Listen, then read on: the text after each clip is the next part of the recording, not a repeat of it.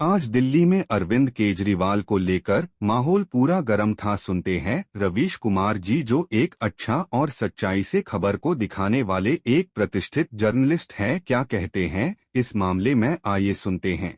नमस्कार, मैं रवीश कुमार। केजरीवाल की गिरफ्तारी ने आम आदमी पार्टी को सड़क पर उतार दिया है। वहीं विपक्ष एकजुट होकर आपके साथ आ गया है। एक तरफ अभिषेक मनु सिंघवी ने आज केजरीवाल की गिरफ्तारी के खिलाफ सुप्रीम कोर्ट से अपनी याचिका वापस ले ली और ईडी कोर्ट पहुंच गए, जहां केजरीवाल को पेश किया जाना था। फिर इसके बाद कई दलों के नेता चुनाव आयोग पहुंचे और एजेंसियों के इस्तेमाल से विपक्षी दलों के नेताओं की गिरफ्तारी को लेकर शिकायत की। अभिषेक मनु सिंघवी ने मीडिया से बात करते हुए कहा कि तीनों चुनाव आयुक्तों के सामने दलील रखी गई कि यह एक व्यक्ति या पार्टी का मामला नहीं है, इसका संबंध संविधान के मूल ढांचे से है। अगर कोई भी संवैधानिक संशोधन मूल ढांचे के विरुद्ध है तो संवैधानिक संशोधन भी असंवैधानिक करार किया जा सकता है।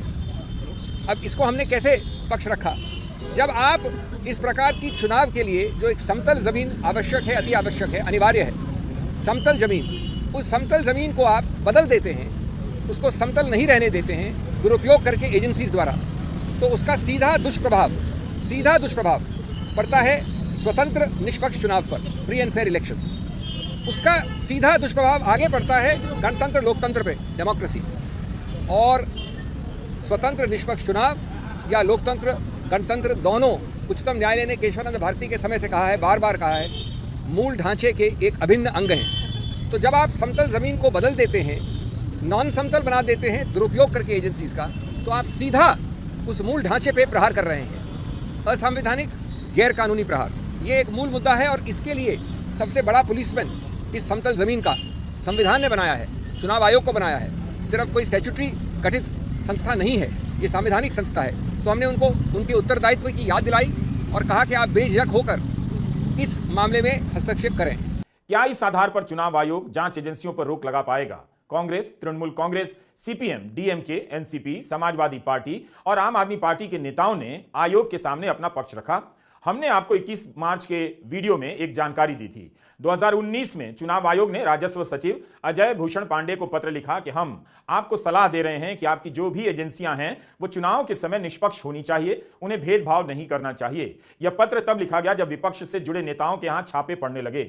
आचार संहिता लागू होने के बाद भी ऐसा हो रहा था। इसके जवाब में राजस्व विभाग ने यही कहा कि हमारी कार्रवाई निष्पक्ष ही होती है। तब आयोग ने कहा, इसकी जानकारी आप हमारे अफसरों को देते रहेंगे। 21 मार्च के एपिसोड में हमसे एक गलती हो गई। हमने कह दिया कि अजय भूषण पांडे ही चुनाव आयुक्त बने जो राजस्व सचिव थे, जो गलत जानकारी थी। इसके लिए हम खेद व्यक्त करते हैं। अनूप पांडे चुनाव आयुक्त बनाए गए थे। केजरीवाल गिरफ्तार हो चुके हैं। चुनाव आयोग अब किस तरह से लेवल प्लेइंग फील्ड सुनिश्चित कर सकता है, आगे ऐसी कार्रवाई ना हो, इसकी व्यवस्था बना भी दे तो क्या केजरीवाल को राहत मिलेगी, इस बारे में स्पष्टता नहीं है। आज राउज एवेन्यू में ईडी ने केजरीवाल के लिए 10 दिनों की रिमांड की मांग की। ईडी के वकील एसवी राजू ने कहा कि हमें मनी ट्रेल को उजागर करने के लिए उनकी गिरफ्तारी जरूरी थी, हिरासत में लेना जरूरी है। पीएमएलए के तहत आरोपी होने के लिए जरूरी नहीं है कि मुख्य अपराध के तहत अपराध निर्धारित हो। आबकारी नीति एक स्कैम है, इसका इस्तेमाल केवल 2022 के गोवा चुनाव की फंडिंग के लिए हुआ है। ईडी के वकील ने कहा कि किसी की गिरफ्तारी पर तय करने का अधिकार केवल जांच करने वाले अफसर का है, इसे केजरीवाल के वकील नहीं तय कर सकते। 16 मार्च को अरविंद केजरीवाल को दिल्ली की additional chief metropolitan magistrate Divya Malhotra ने बेल दी। ईडी ने केजरीवाल के खिलाफ शिकायत भी की कि वे उसके समन की अवमानना कर रहे हैं। इसके अगले दिन ईडी ने केजरीवाल को 2 और समन भेज दिए। आज कोर्ट में हुई सुनवाई के दौरान केजरीवाल के वकील ने कहा कि जिस दिन बेल मिली उसी दिन ईडी इस मामले में जज, जूरी और सजा देने वाली बन गई। केजरीवाल के वकील रमेश गुप्ता ने कहा कि एक मामले में एक से ज्यादा सरकारी गवाह नहीं हो सकता और ना 2 सरकारी गवाहों के बयान का इस्तेमाल आरोपों के सत्यापन के लिए किया जा सकता है। एक और वकील विक्रम चौधरी ने कहा कि क्या आप लोकसभा चुनाव शुरू होने का इंतजार कर रहे थे कि केजरीवाल को गिरफ्तार करेंगे, पहले क्यों नहीं किया? कोर्ट में ईडी ने कहा कि शराब घोटाले के मुख्य साजिशकर्ता अरविंद केजरीवाल हैं। देखिए, अभी तक केजरीवाल का नाम कहीं नहीं था, अब उन्हें अचानक से मुख्य साजिशकर्ता बताया जाने लगा है। उन्होंने ही साउथ ग्रुप को फायदा पहुंचाया है, लेकिन हम आपको बता चुके हैं कि इसी साउथ ग्रुप के शरत रेड्डी गिरफ्तार हुए। उनकी गिरफ्तारी के 5 दिनों के बाद उनकी कंपनी अरबिंदो फार्मा ने 5 करोड़ का बॉन्ड खरीदा, बीजेपी ने इसे भुनाया। इस कंपनी ने बीजेपी को 34 करोड़ रुपए का चंदा दिया है। यह सब मीडिया रिपोर्ट में छप चुका है। हमने 22 मार्च के अपने वीडियो में इसके बारे में विस्तार से बताया है। अब यही शरत रेड्डी सरकारी गवाह हैं और उन्हीं की गवाही पर केजरीवाल की गिरफ्तारी की नौबत आई है। और आज जब दिल्ली चीफ मिनिस्टर की गिरफ्तारी की बात हुई, रिमांड की बात हुई, तो कोर्ट के अंदर कहा गया, उनके अप्रूवर का नाम लिया गया शरद चंद्र रेड्डी जो है। और अगर हम इलेक्टोरल बॉन्ड में जो डेटा निकला है उसको अगर हम देखेंगे तो शरद चंद्र रेड्डी जो है उनकी औरोबिंदो फार्मा लिमिटेड करके कंपनी है, और वो दिख रहा है उस पूरी सूचना जो बैठ के अब सारे जर्नलिस्ट इसको देख रहे हैं कि 5 करोड़ रुपए उनकी कंपनी ने चंदे में दिए इलेक्टोरल बॉन्ड्स के थ्रू 5 दिन बाद जब वो अरेस्ट हुए उसके। और उसके बाद भाजपा को वो कैसे गए, तो ये ऐसा नहीं है कि कहीं पे भी खरीद के उन्होंने दे दिए, भाजपा को चंदा दिया। उसके बाद दिल्ली हाई कोर्ट में बेल जब उन्होंने अप्लाई करा बेल लेने के लिए, मई 2023 में उनको बेल दे दी गई। लेकिन इसमें जरूरी बात क्या है, ईडी ने बेल को अपोज नहीं किया। आप खुद सोचिए कितने केसेस हैं जिसमें ईडी बेल को अपोज नहीं करता है। ईडी ने बेल को अपोज नहीं किया, मेडिकल ग्राउंड्स पर बेल दी गई। तो जो कंपनी चंदा दे रही है, गिरफ्तारी के बाद बीजेपी को चंदा दे रही है, तब क्या यह सवाल नहीं उठेगा कि कंपनी दबाव में काम कर रही है, पैसा भी दे रही है और सरकारी गवाह भी बन रही है?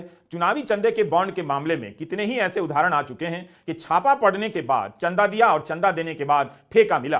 क्या ईडी को इन मामलों में मनी ट्रेल की जांच नहीं करनी चाहिए, अपनी ऊर्जा वहां नहीं लगानी चाहिए? अक्टूबर 2023 में ही समन भेजा जाता है, पहला समन अरविंद केजरीवाल जी को, कि अरविंद केजरीवाल जी, प्रथम दृष्टिया प्राइमा फेसी ये लग रहा है कि मनीष सिसोदिया भी इन्वॉल्व है, संजय सिंह भी इन्वॉल्व है, और कहीं ना कहीं जो स्टेटमेंट्स आ रहे हैं, चाहे वो विजय नायर जो कि कम्युनिकेशन हेड हैं आम आदमी पार्टी के, और बाकी जो ठेकेदार जो अप्रूवर बने हैं, उनके स्टेटमेंट से लग रहा है कि आप भी इसमें हिस्सेदार हैं।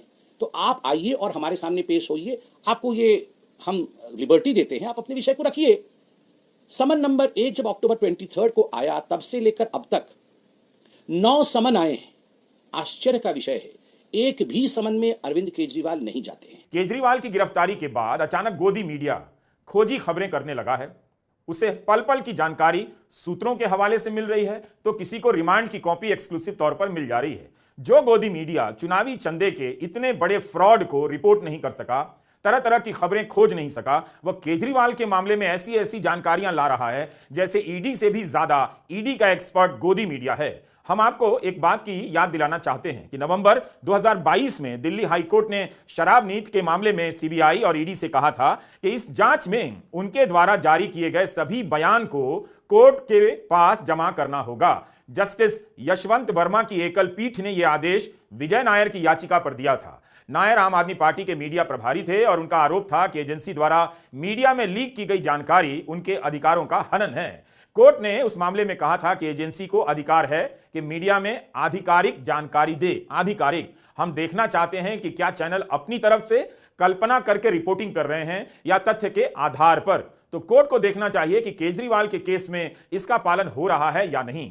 आपका कार्यकर्ता बीजेपी के राजनीतिक हमले के साथ साथ गोदी मीडिया के हमले से भी घिर गया है। आपकी तरफ से यह पोस्टर आज जारी किया गया। इसमें लिखा है, कायर तानाशाह से सच्चे देशभक्त नहीं डरते, अंदर रहूं या बाहर, मेरा जीवन देश को समर्पित। आज राउज एवेन्यू कोर्ट में पेशी के वक्त केजरीवाल के बयान को आम आदमी पार्टी ने तुरंत ही पोस्टर में बदलकर इस तरह जारी कर दिया।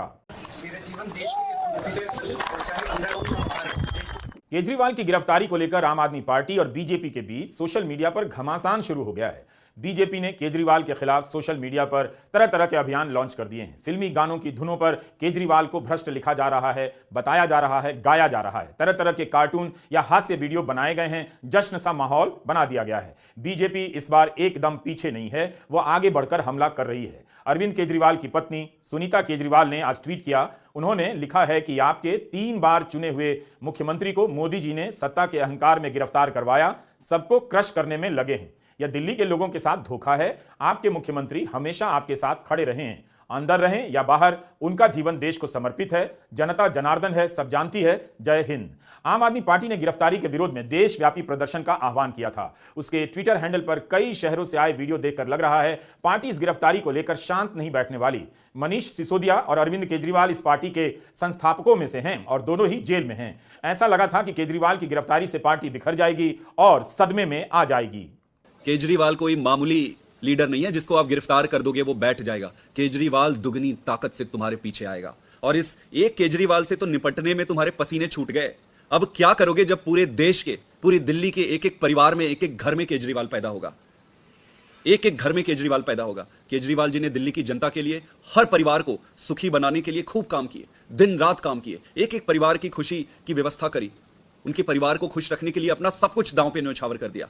आज ऐसी परिस्थिति में ये सारे परिवार, दिल्ली की सारी जनता, देश के सारी जनता केजरीवाल जी के साथ खड़े हैं और भारतीय जनता पार्टी को उनके तानाशाह का जवाब देने के लिए तैयार है। चुनाव में पूरी ताकत से जनता इनको जवाब देगी। मैं एक ही बात कहना चाहता हूं कि अन्याय चाहे कितना भी मजबूत दिखे, उसका अंत सुनिश्चित है। केजरीवाल की गिरफ्तारी के बाद सुबह जब विधायकों ने परिवार से मिलने का प्रयास किया तो उन्हें रोका गया, लेकिन जब शाम को अनुमति मिली तो आपके विधायक कार में बैठकर केजरीवाल के घर नहीं गए।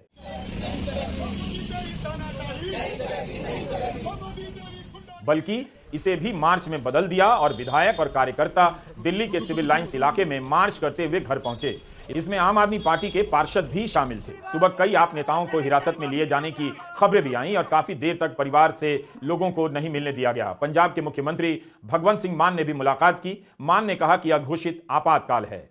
बजट सेशन नहीं होने दे रहे। सुप्रीम कोर्ट में स्टालिन जी सुप्रीम कोर्ट में, केरला के मुख्यमंत्री सुप्रीम कोर्ट में, अरविंद केजरीवाल जी हर बात पे सुप्रीम कोर्ट में जाना पड़ रहा था। सुप्रीम कोर्ट के 5-0 के बेंच ने कहा सर्विसेज जो हैं वो अरविंद केजरीवाल जी के पास, सरकार के पास रहनी चाहिए। सुप्रीम कोर्ट का 5-0 का फैसला नहीं माना। उसी दिन ऑर्डिनेंस जारी करके कहते नहीं, अरविंद केजरीवाल को काम नहीं करने देंगे हम। क्या अस्पताल बनाने वाला, आज दिल्ली में अस्पताल बनाने वाला, जिसने पूरे देश में हेल्थ क्रांति लेके आई, पैरासीटामोल की छोटी सी टैबलेट से लेकर 40-50 लाख जो टेस्ट है फ्री हैं। आप लोग भी जाते होंगे, आपके रिश्तेदार, भगवान ना करे कोई ऐसी बीमारी हो। अस्पताल बनाने वाला जेल के अंदर सत्येंद्र जैन। दिल्ली में स्कूल बनाने वाला जिसने लाखों बच्चे, गरीबों के बच्चे नीट, MBBS, IIT में जाने योग्य कर दिए, मनीष सिसोदिया जेल के अंदर है। राज्यसभा में मोदी जी के खिलाफ उठ के बोलने वाला संजय सिंह अंदर है। अभी अरविंद केजरीवाल साहब को ले गए।